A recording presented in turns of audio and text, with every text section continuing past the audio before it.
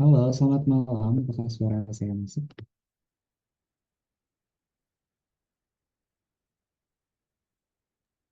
Saya izin share screen-nya sebentar.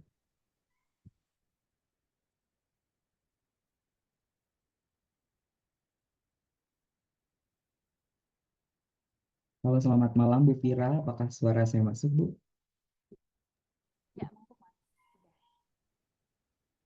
Masuk ya, Bu? Oke, terima kasih banyak.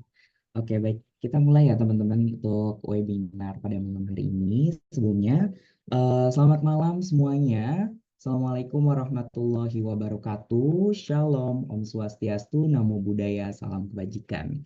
Perkenalkan, nama saya Wilmar Shehan, sebagai asisten konselor yang akan membawa materi webinar kali ini yang berjudul Self-Diagnose, Sang Pembawa Petaka.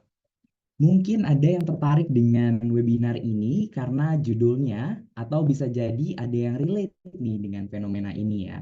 Nah, sebetulnya dalam webinar kali ini adalah salah satu rangkaian dari beberapa webinar yang dilaksanakan oleh klinik psikolog Vira di bulan Agustus ini. Jadi teman-teman bisa stay tune juga ya di IG-nya klinik psikolog Vira dan nantikan ada webinar-webinar lainnya seperti itu. Sebelumnya, terima kasih kepada teman-teman yang hadir yang menyempatkan waktu untuk bisa mengikuti webinar ini. Saya sangat senang sekali bisa berkesempatan untuk memberikan sedikit psikoedukasi ya, psikoedukasi eh, yang diwadahi oleh klinik psikolog Vira. Nah, rasa-rasanya ada yang kurang ya kalau nggak bisa lihat wajah teman-teman. Nah, kalau eh, boleh banget nih ya teman-teman untuk mengaktifkan kamera jika teman-teman bersedia.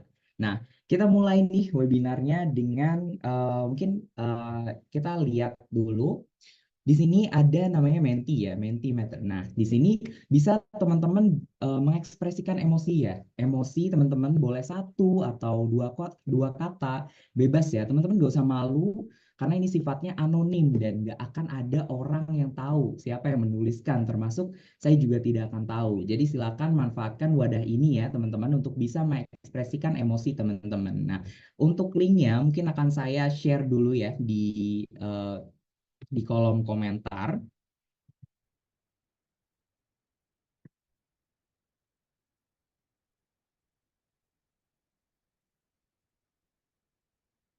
Oke, teman-teman bisa sekali ya untuk coba buka dulu linknya. Teman-teman bisa share tentang perasaan teman-teman hari ini seperti apa. Bebas, ini anonim ya teman-teman. Jadi teman-teman bisa sambil merefleksikan diri, sambil share tentang keluh kesah teman-teman hari ini seperti apa.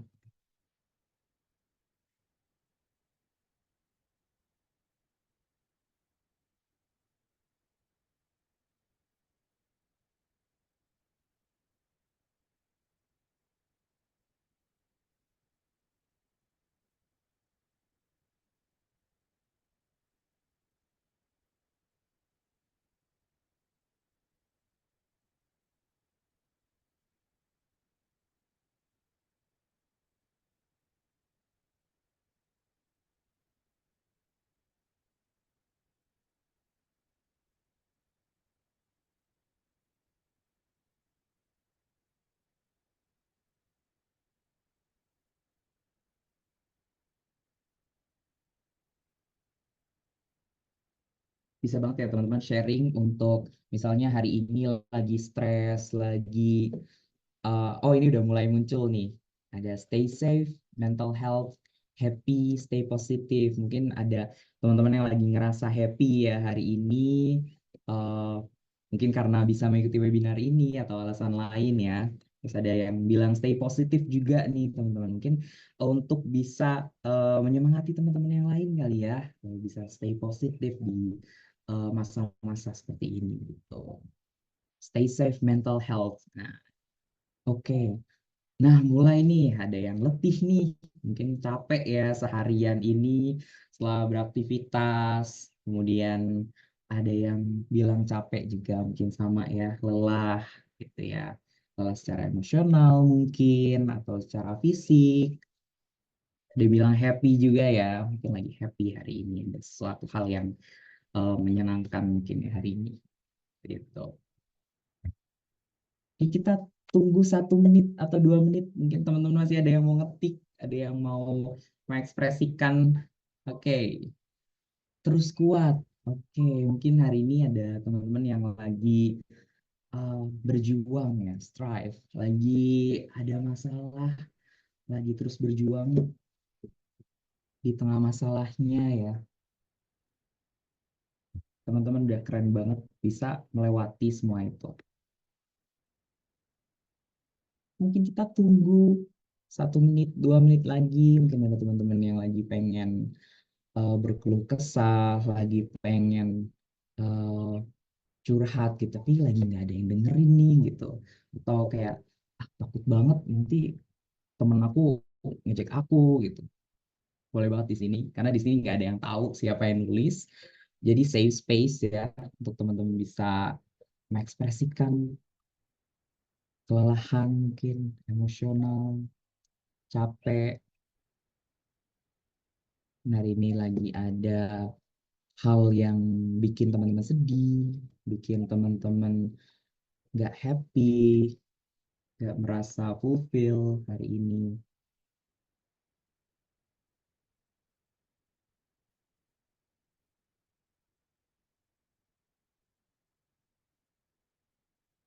Oke, mungkin udah ya. Ini udah jam 19.22.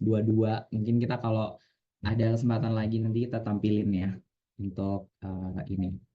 Saya izin stop dulu share screen-nya karena kita akan beranjak ke materinya, teman-teman.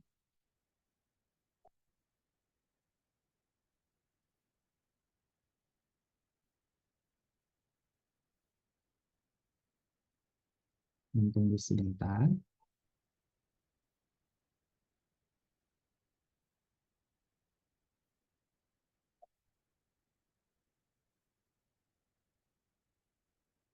Oke, teman-teman udah bisa lihat lagi ya share screen-nya.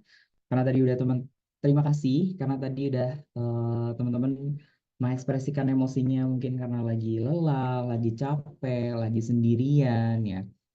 Oke, kita lanjut ke slide berikutnya. Nah, sebelum kita bahas tentang apa itu self diagnose gitu ya, mungkin kita perlu lihat dulu contoh kasus di real life. Mungkin ada teman-teman yang relate dengan hal ini ya. Kita bacakan dulu nih, ada sebuah alkisah ya.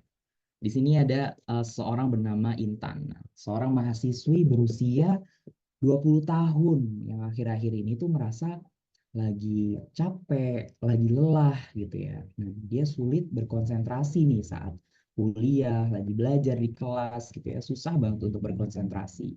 Kemudian sering juga ngalamin cemas berlebihan gitu ya. Kemudian ada sulit tidur juga ketika malam. Nah, setiap pagi dia ngerasa berat untuk bangun dari tempat tidurnya. Nah, Intan ini mulai cari tahu nih di internet gitu ya tentang apa sih yang sebenarnya saya alami gitu ya, gejala-gejala yang tadi disebutkan gitu ya. Setelah membaca beberapa artikel, dia menyimpulkan bahwa dirinya itu mungkin mengalami depresi. Nah, dia bilang, ah pasti kayaknya aku depresi deh gitu. Aku kan sering banget tuh merasa sedih, merasa nggak bersemangat gitu ya. Pasti ini depresi deh gitu. Nah, Intan kemudian cari tahu nih cara ngatasin depresi lewat internet, searching-searching gitu. Mungkin kalau ada yang main Twitter, buka Twitter juga tuh, atau lewat TikTok gitu. Biasanya kan berseliweran gitu-gitu ya. Kemudian dia menemukan banyak informasi ya tentang mulai dari diet yang baik untuk kesehatan mental itu seperti apa, kemudian olahraga yang bisa mengurangi stres, bahkan Intan menemukan bahwa ada nih suplemen yang diklaim bisa mengatasi depresi gitu. Nah, tapi sayangnya dia melakukan itu semua itu tanpa adanya konsultasi dengan profesional gitu, ke psikolog. Dia nggak melakukan itu. Nah, Intan coba tuh saran-saran yang dia temukan di internet. Beberapa minggu kemudian kondisi Intan ternyata nggak membaik, justru makin memburuk gitu ya. Dia masih ngerasa lelah, kemudian dia juga masih cemas dan masih sulit tidur. Nah, justru dia masih merasa, justru dia malah ngerasa makin bingung nih gitu. Kok aku masih masih ini ya, masih cemas, masih lelah, padahal udah ngikutin semua tuh saran-saran dari internet gitu. Bahkan dia udah nyoba suplemen gitu ya, supaya dia nggak depresi gitu ya. Eh, dia makin bingung karena udah mencoba segala cara gitu ya, tapi nggak ada perubahan sayangnya.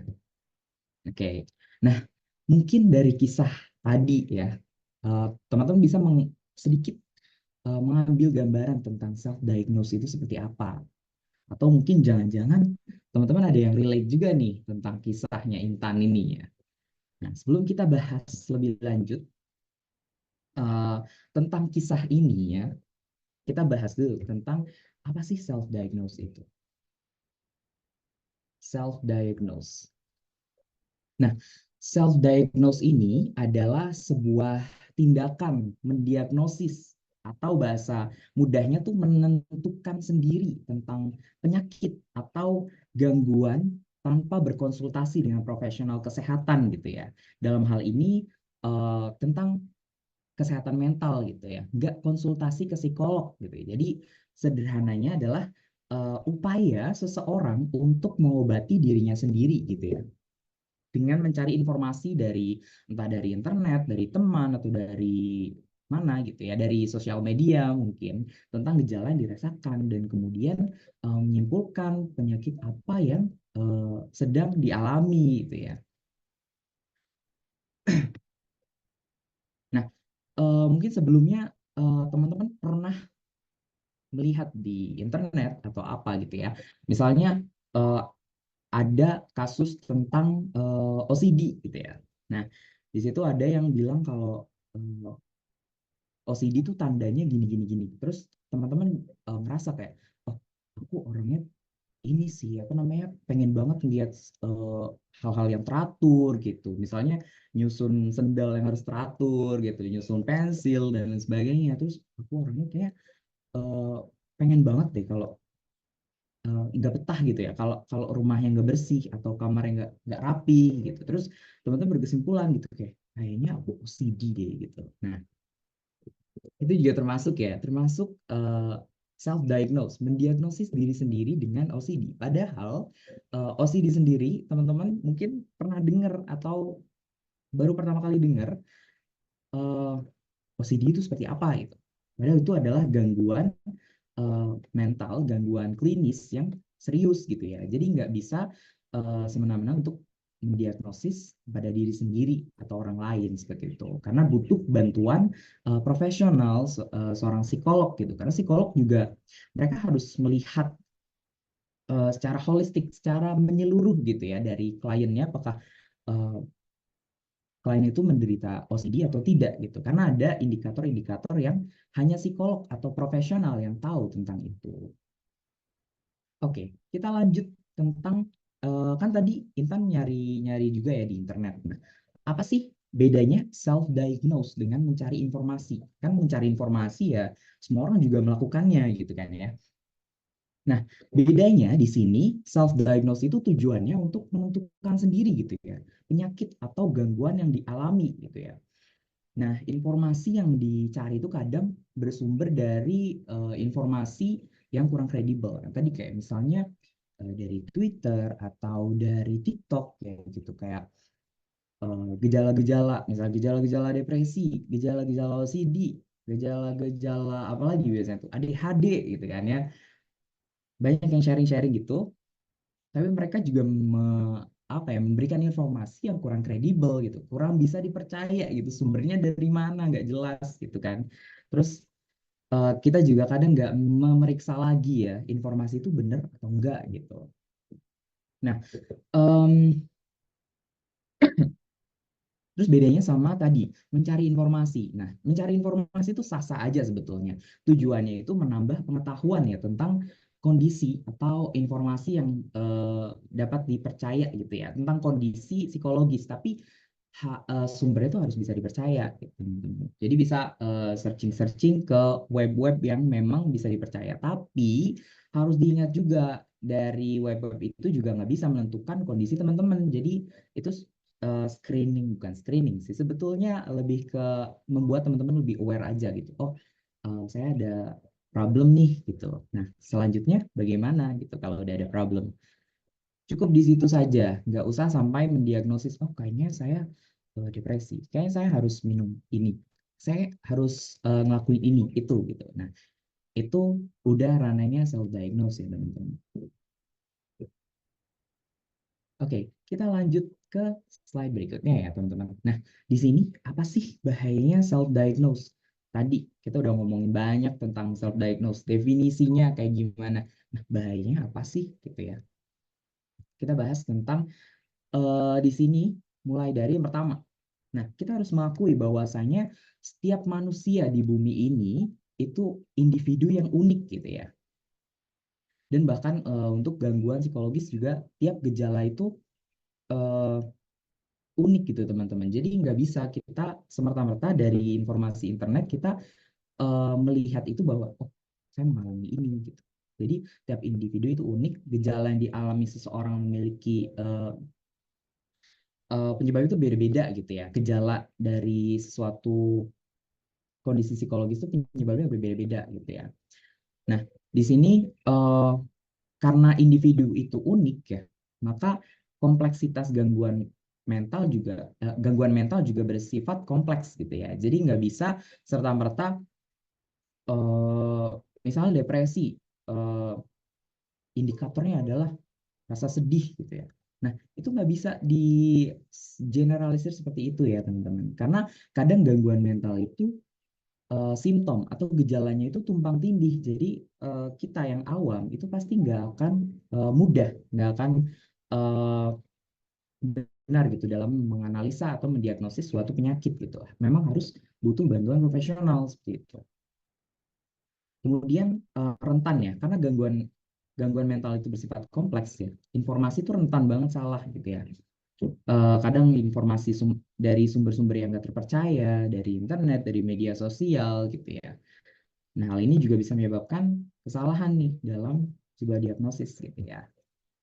Kemudian eh, akibat informasi yang salah tadi ya, terjadi penundaan penanganan yang harusnya seseorang itu bisa langsung cari bantuan profesional gitu karena dia sudah melakukan diagnosis sendiri gitu ya, terus cari pengobatan sendiri, akhirnya dia tertunda gitu ya untuk mendapatkan bantuan profesional dengan segera gitu ya. Padahal penanganan dini itu penting banget ya teman-teman untuk bisa mencegah kondisi yang lebih memburuk gitu.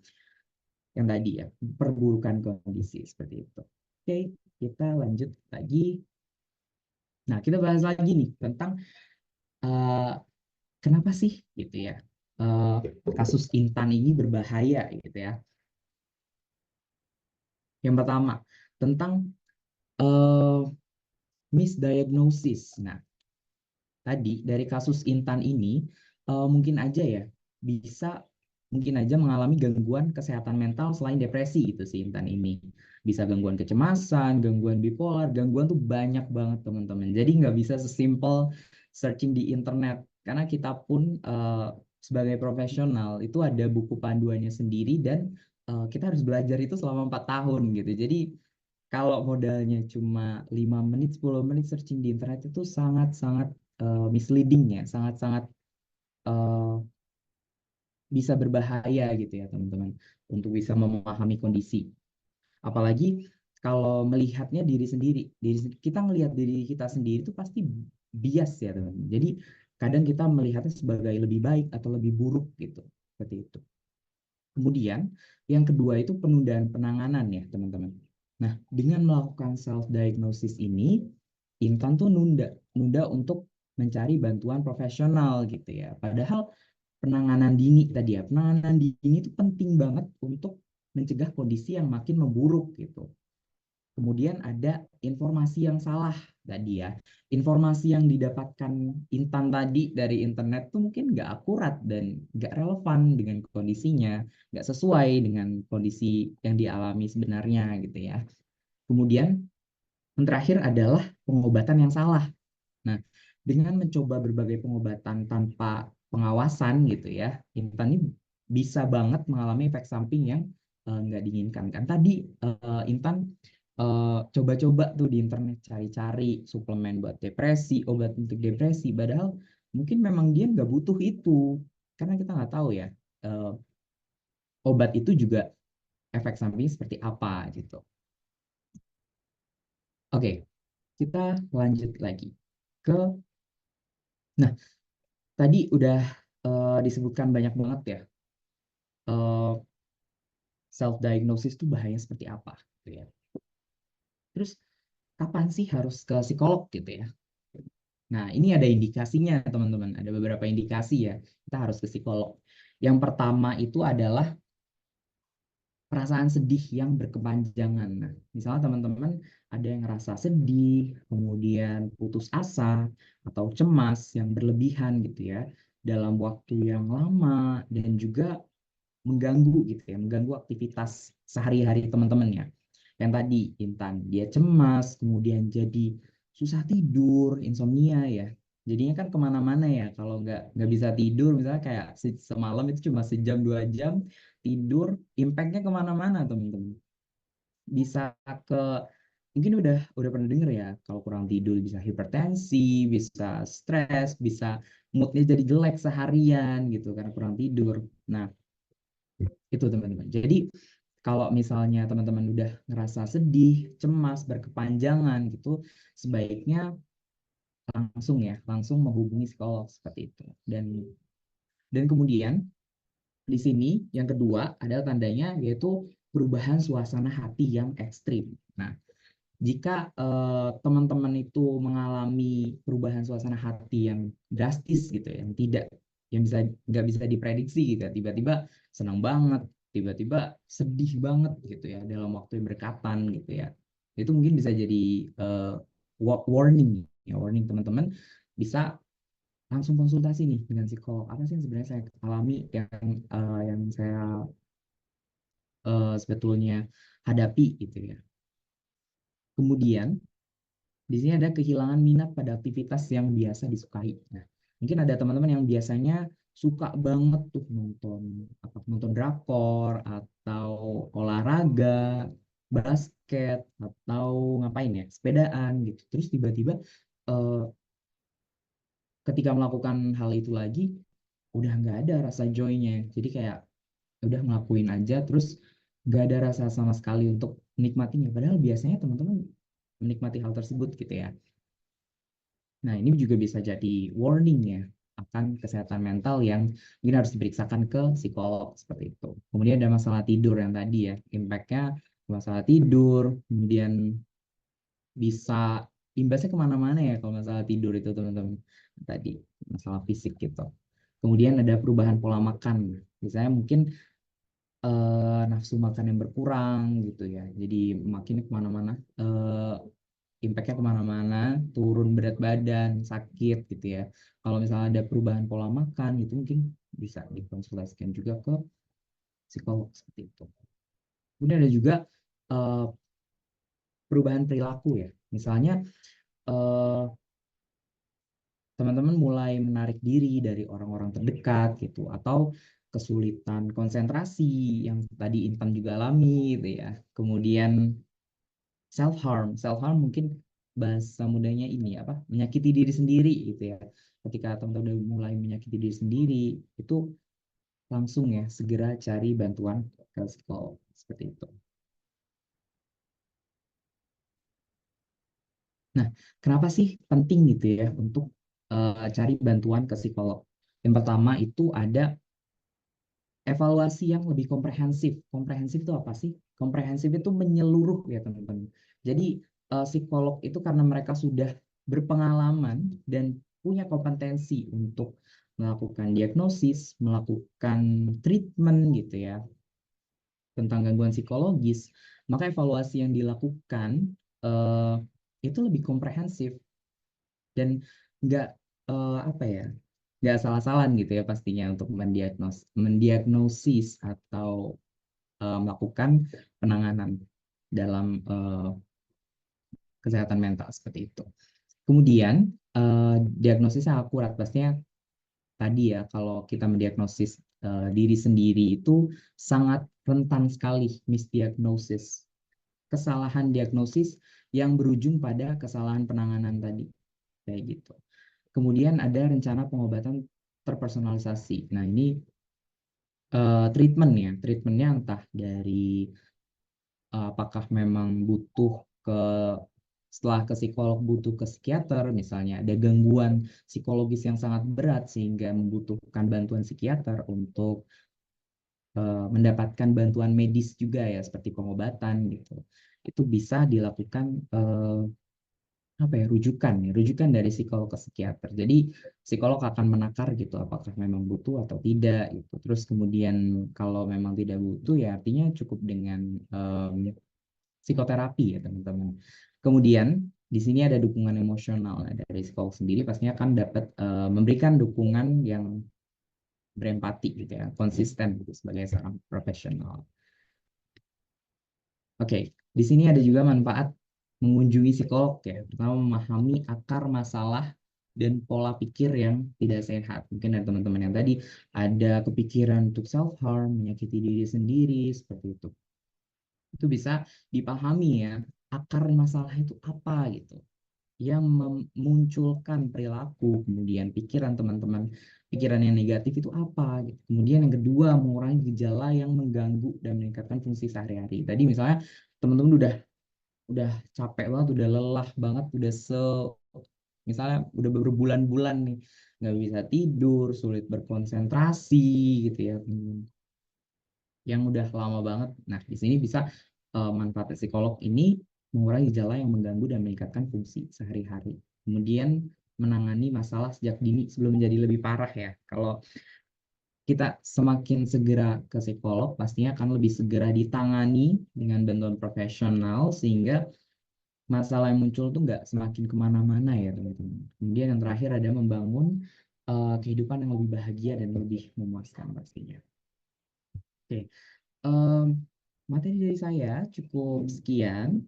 Mungkin ada teman-teman di sini ada yang masih bingung, ada yang relate dengan tema pada malam hari ini, atau ada yang ingin ditanyakan seputar topik ini, silakan bisa on mic atau bisa juga menuliskan di eh, kolom komentar ya teman-teman.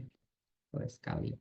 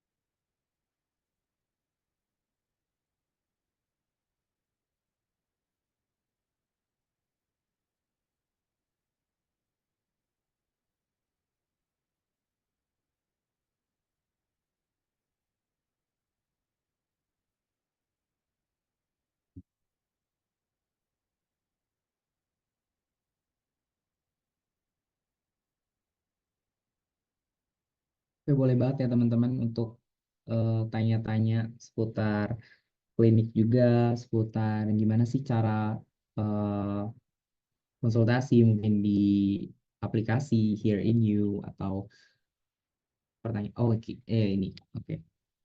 Ada pertanyaan di kolom komentar nih. Kak, kalau kita selalu kesulitan untuk tidur, apakah sebaiknya konsul ke psikolog atau kemana ya baiknya? Nah, oke, terima kasih Kak Komang Sri Wahyuni atas pertanyaannya. Pertanyaannya sangat menarik. Di sini Kak Wahyuni berarti em, kesulitan untuk tidur ya.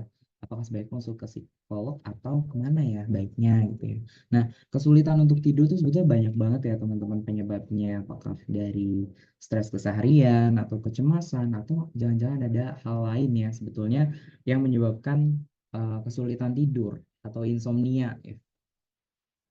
Nah, teman-teman bisa Kak Kak Komang Sri bisa sekali ya untuk konsul ke psikolog jikalau permasalahan tidur ini udah cukup mengganggu ya, sudah cukup mengganggu dan impactnya kemana-mana yang tadi saya bilang misalnya. Jadi paginya itu kalau paginya ketika nggak bisa tidur mungkin jadi lemas seharian gitu, jadi nggak mood tuh. Kalau sudah impactnya kemana-mana ya, alangkah baiknya memang mengunjungi psikolog seperti itu.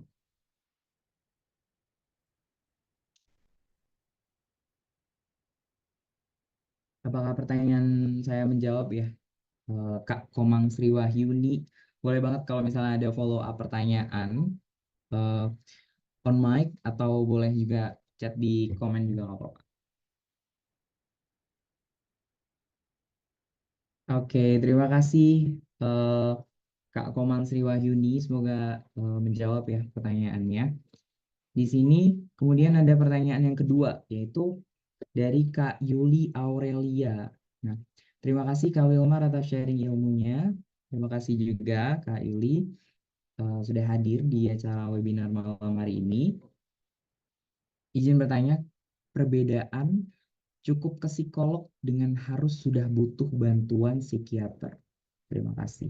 Jadi bedanya langsung ke psikiater dan ke psikolog seperti itu ya. Mungkin teman-teman masih bingung ya, karena apa sih bedanya gitu ya, psikiater sama psikolog. Masyarakat umum pasti kebingungan akan hal ini ya, dan itu wajar. Nah, bedanya psikolog dengan psikiater itu dari cara penanganannya ya teman-teman. Dari cara penanganannya. Kalau ke psikiater, karena basis mereka adalah medis, jadi pengobatan itu diutamakan. Pengobatan dari minum obat seperti itu ya, itu diutamakan. Nah, di sini uh, mostly ya, kebanyakan gangguan itu nggak sampai yang berat gitu ya, nggak sampai yang butuh pengobatan. Jadi alangkah bijaknya itu pertama kali itu mendatangi psikolog dulu, karena misalnya problem-problem misalnya nih, problemnya adalah tentang emosi. Nah, gimana cara mengelola emosi? Akan sangat cocok sekali kalau datangnya ke psikolog, karena itu memang kita nggak butuh pengobatan medis ya untuk mengatasi hal itu gitu. Yang harus dilakukan adalah eh, melatih cara untuk kita bisa mengelola emosi kita gitu, mengelola pikiran negatif kita gitu. Itu kita butuh ke psikolog seperti itu. Kalau misalnya gangguannya udah berat banget kayak misalnya sudah ada halusinasi, kemudian udah kayak teriak-teriak agresif gitu ya, teriak-teriak agresif gitu, ya mungkin bisa ke psikiater. Tapi sebetulnya ke psikolog dulu juga bisa. Kenapa? Karena biasanya psikolog akan memberikan psikoterapi dulu, kemudian psikolog akan meninjau apakah memang ini butuh pengobatan gitu ya, pengobatan medis gitu. Itu akan ditinjau lagi oleh psikolognya, dan kalau misalnya memang butuh nanti akan di refer, akan di apa ya, akan dirujuk gitu, akan dirujuk nanti, akan ada rujukan ke psikiater seperti itu. Jadi mostly cara singkat ya, semua mostly gangguan gangguan psikologis ya datangnya ke psikolog dulu. Kak Yuri, Kak Yuli Aurelia, seperti itu. Apakah menjawab Kak Yuri? Yuli, Kak Yuli. Baik, Kak Wilmar. Halo, ya, Ya, Kak. Ya, Kak. Terima kasih sudah sangat menjawab. Terima kasih, Kak. Paham. Sudah ya. paham. Terima kasih, Terima Kak kasih. Yuli. Terima kasih atas pertanyaannya. Oke, kita lanjut ke, ada yang nanya nih, eh, Kak, gimana caranya kalau masih takut ke psikolog biar kita nggak coba-coba diagnosa sendiri? Nah, banyak banget nih teman-teman yang mungkin kita masyarakat awam yang takut gitu ya, takut ke psikolog karena ada stigma kalau psikolog tuh pasti gangguan mental ya, pasti gila gitu ya kasarannya. Padahal nggak gitu ya teman-teman. Mungkin ada teman-teman yang lagi ngerasa sendirian, lagi ngerasa sedih, lagi ngerasa em, nggak ada nih orang yang dengerin curhatan aku gitu, nggak ada yang bisa pahamin aku gitu. Itu bisa langsung datang ya psikolog, jadi nggak perlu nunggu yang kayak berat banget gitu loh, kayak yang tadi yang bisa dibilang gila itu enggak, itu stigma yang salah ya teman-teman. Jadi masalah kayak pertemanan, masalah tentang bingung, misalnya bingung eh, tentang karir atau ada lagi ada masalah di hubungan rumah tangga gitu ya, di rumah tangga itu bisa banget juga untuk ke psikolog seperti itu teman-teman. Biar kita lanjut pertanyaannya ya. Biar kita nggak coba diagnosis sendiri. Nah, betul banget. Karena mendiagnosa masalah sendiri itu pasti yang tadi ya, ada bias dari individu. Jadi kayak bisa jadi kita lebih melihat diri kita lebih buruk atau bisa jadi kita melihat diri kita lebih baik. Padahal itu kan harusnya dilihat lebih objektif ya oleh profesional seperti itu. Semoga pertanyaan menjawab ya Kak Fras Media. Kemudian di sini ada pertanyaan dari Kak Omar Fatih ya. Pertanyaan adalah bagaimana ya Kak menghadapi teman yang sering melabeli dirinya dengan mental disorder tertentu, padahal dirinya belum pernah mendapatkan diagnosis. Teman-teman yang lain suka bilang kalau label mental disordernya itu buat caper gitu Kak. Oke, terima kasih banyak Kak Omar Wati atas pertanyaannya. Ini menarik juga ya. Ini fenomena yang saat ini lagi booming banget ya untuk self diagnose ini. Jadi kayak padahal belum datang ya, belum datang ke psikolog, terus baru baca-baca doang di internet, di sosial media, di Twitter, di TikTok gitu ya. Terus mengklaim bahwa dirinya misal aku aku tuh OCD gitu, aku tuh OCD, aku nggak bisa lihat berantakan gitu, aku nggak bisa kalau nggak bersih gitu ya. Dia mendiagnosis dirinya sendiri OCD gitu, padahal OCD itu nggak sesimpel itu, nggak sesimpel kayak nggak bisa lihat barang-barang berantakan, nggak bisa melihat kotor dikit aja tuh nggak sesimpel itu ya teman-teman. Jadi em, sangat disayangkan, betul ya, sangat disayangkan ketika ada orang yang melabeli dirinya sendiri. Padahal dengan label itu tuh bisa impactnya kemana-mana, yang tadi salah diagnosis, kemudian salah penanganan, kemudian banyak ya. Jadi menginternalisasikan gitu, kayak mensugestikan diri sendiri gitu ya, bahwa saya lagi ada penyakit mental gitu, ada gangguan mental gitu. Padahal nggak demikian ya gitu ya. Mungkin bisa dilihat di sini kakaknya juga bilang eh, label mental disordernya itu buat caper gitu kak. Eh, kita tidak tahu ya sebetulnya intensi dari orang yang melakukan klaim diri mereka sendiri eh, mengalami gangguan mental itu tujuannya seperti apa. Tapi mungkin yang bisa dilakukan adalah kita sebagai temannya, yang teman-teman udah tahu nih ada psikoedukasi nih di sini bahwasanya nggak boleh self diagnose, mungkin bisa menyampaikan juga ke teman-temannya sebagai eh, apa ya, himbauan gitu ya, bahwasanya eh, mending sebelum melakukan self diagnose ke psikolog dulu gitu supaya tahu penanganannya, penanganan baiknya seperti apa gitu ya. Em, Mungkin seperti itu ya Kak Omar Fatih, semoga menjawab pertanyaannya. Mungkin boleh di on mic kalau misalnya belum belum puas dengan jawabannya atau ada pertanyaan-pertanyaan lain, boleh banget, nggak apa-apa. Atau teman-teman yang lain boleh, kalau ada pertanyaan itu juga boleh ya teman-teman. Oke, Kak Morfati, terima kasih juga Kak atas pertanyaannya, sangat menarik sekali.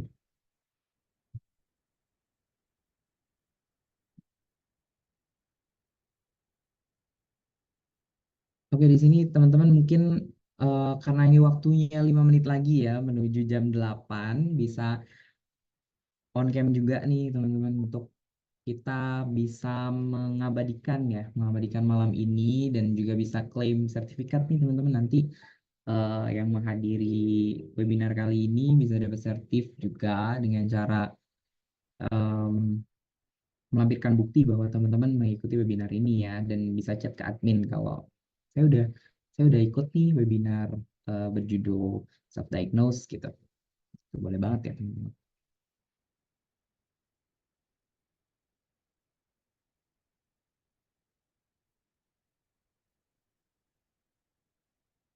Oke, mungkin kalau pertanyaan juga udah cukup ya teman-teman.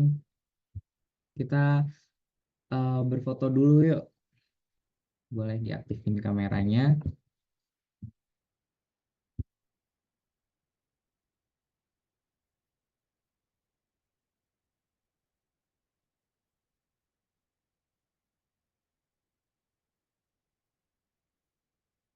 Kita tunggu mungkin ya. Mungkin 1 menit. Mungkin teman-teman ada yang lagi belum pakai hijab, bisa pakai hijab dulu, atau belum sisiran dulu yang cowok itu boleh sisiran dulu, silakan. Kita tunggu di sini.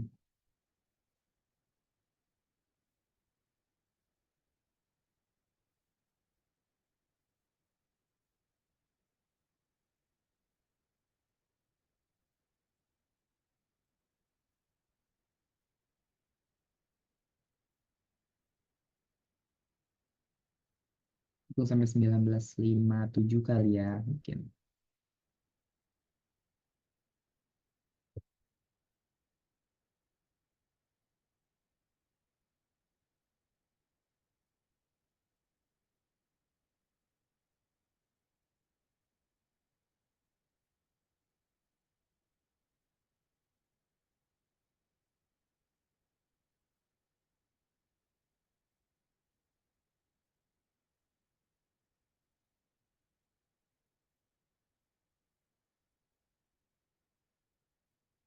Oke, ini waktu sudah menunjukkan pukul 19.57.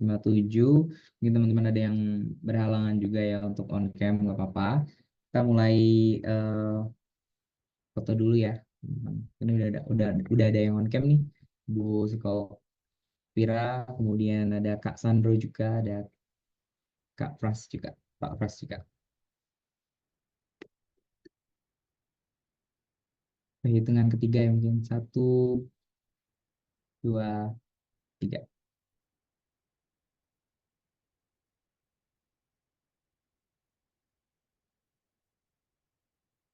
Oke, sekali lagi ya mungkin ya. 1, 2, 3. Oke. Oke, terima kasih banyak teman-teman, rekan-rekan semua yang sudah hadir pada webinar pada malam hari ini. Terima kasih sudah meluangkan waktunya juga di tengah malam, bukan tengah malam ya, di malam hari ini. Eh, saya Wilmar Syehan, pamit undur diri. Saya minta maaf apabila ada salah kata atau salah ucapan. Saya mohon maaf sebesar-besarnya. Em, oh ya, Ibu Vira. Ternyata kepencet, maaf ya Mas Iba. Iya, Maaf, iya. maaf. Oh, iya, iya. Nggak apa-apa. Oke, terima kasih Bu Vira juga atas kesempatan yang sudah diberikan kepada saya untuk bisa em, membawa webinar pada malam hari ini. Terima kasih Ibu. Apakah ini dikembalikan ke Ibu atau sudah ditutup ya Bu? Ya, langsung ke saya ya. Oke. Oke, sekali lagi terima kasih untuk Mas Wilmar sudah menyampaikan materinya dan memberikan pemahaman yang baru ya untuk kita semua. Sekali lagi saya mau menyapa selamat malam untuk semuanya. Terima kasih yang sudah tergabung di seminar kali ini tentang self diagnose ya, yang pembawa petaka ya. Wah, ternyata semengerikan itu ya. Mengerikannya mungkin tergantung orang ya, apakah itu sangat mengerikan atau tidaknya. Jadi saya buat kesimpulan ya. Jadi kayak seperti kemarin gitu, setiap di akhir seminar saya buat kesimpulan tentang uh, apa sih materi yang disampaikan gitu, biar kita punya mindset yang baru, pemikiran yang baru juga. Jadi memang kita tuh pada umumnya kita tuh kadang masih suka apa ya, kayak ngerasa menimbang-nimbang, oh aku jangan-jangan kena stres nih, stres berat, atau mungkin aku kena depresi gitu ya. Sebenarnya kalau memang mencari informasi, itu nggak apa-apa gitu. Tapi kalau misalkan sampai akhirnya mendiagnosa sendiri gitu, dan itu udah menjadi labeling, dan kita bawa dan kita pikirkan kemana-mana, akhirnya berdampaknya ke produktivitas kita. Nah, itu mungkin bisa kita punya mindset baru bahwa yuk mulai hati-hati gitu. Tadi juga banyak pertanyaan ya, yang sudah dijawab semua sama Mas Wilmar, dan saya rasa apa yang dijawab oleh Mas Wilmar itu sudah tepat gitu ya. Jadi mungkin tadi poinnya saya garis besarkan tentang pertanyaannya Mbak Yuli ya, ke psikolog dan psikiater ya. Sebenarnya antara psikolog dan psikiater itu saling bekerja sama. Jadi kalau klien memang dirasa sudah sangat berat dan memang harus dirujuk ke psikiater gitu, dan memang harus menggunakan obat gitu, mungkin biasa psikolog memberikan rujukan untuk diarahkan ke psikiater. Begitupun psikiater gitu. Ketika sudah ada klien atau pasien yang benar-benar kayak dirasa eh, sudah butuh nih pendampingan psikolog. Jadi mungkin obatnya sudah intens, tapi psikiater udah merasa harus lepas obat gitu pelan-pelan. Nah, itu mungkin sudah ada rujukan dari psikiater untuk pendampingan atau penerapan terapi gitu oleh psikolog agar dia kembali pulih secara mentalnya gitu. Jadi memang saling berhubungan dan tergantung permasalahan klien sebesar apa dan seberat apa gitu. Jadi tergantung cara penganalisanya antara psikiater dan psikolog gitu. Jadi semoga malam ini kita mulai yuk apa ya, jangan sampai ibaratnya kita tuh malah mentalnya semakin down gara-gara kita tuh melabeling diri sendiri dengan diagnosa yang sebenarnya tuh itu tuh bukan, mungkin belum belum kita gitu. Padahal mungkin kita baik-baik saja gitu, tapi kita udah ngerasa kayak oh jangan-jangan aku bipolar gitu. Nah, itu udah bahaya banget gitu ya. Kalau kita udah ngerasa ibaratnya mindset kita udah berpikir kayak gitu, akhirnya kita kayak mulai kayak ya itu tadi kayak caper gitu ya. Ada pertanyaan tadi kan kayak caper.